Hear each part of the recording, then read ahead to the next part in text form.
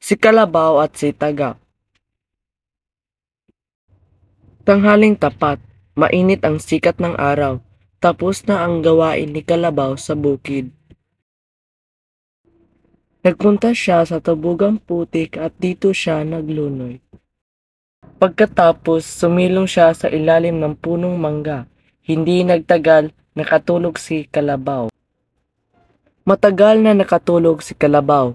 Nagising lamang siya nang naramdaman niya ang sakit at kati ng kagat ng mga lamok. "Ayan na naman kayo," wika ni Kalabaw. "Bakit ba ako na lamang ng ako ang alaga ninyong kagatin?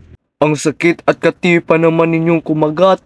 Hala, alis kayo sa likod ko," galit na sabi ni Kalabaw. Ayaw namin, hindi kami aalis sa likod. Kay sarap-sarap mang kagatiin.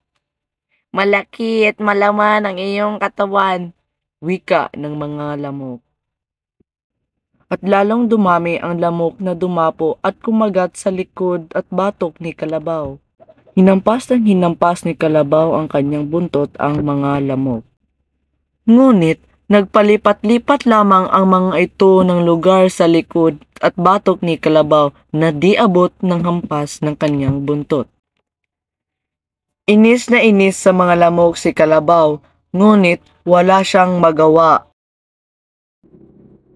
Siyang pagdating ni Tagak, naawa siya kay Kalabaw. nakakaawa ka naman. Wika ni Tagak kay Kalabaw. Tutulungan kita. Pagtutukain ko ang mga pesting lamok na ito. "Salamat, Tagak, kay buti mo," wika ni Kalabaw. Iniisa-isa ni Tagak na pagtutukain ang mga lamok na nakadapo at dumapo pa sa katawan ni Kalabaw. Naubos ang mga lamok. Hayan, Kalabaw, Wika ni Tagak. naubos ko nang tukain ang mga lamok sa iyong batok at likod. Kaginhawa na nga ng pakiramdam ko. Salamat sa muli sa iyo, Tagak, wika ni Kalabaw. Mula ngayon, makakasakay ka na sa aking likod.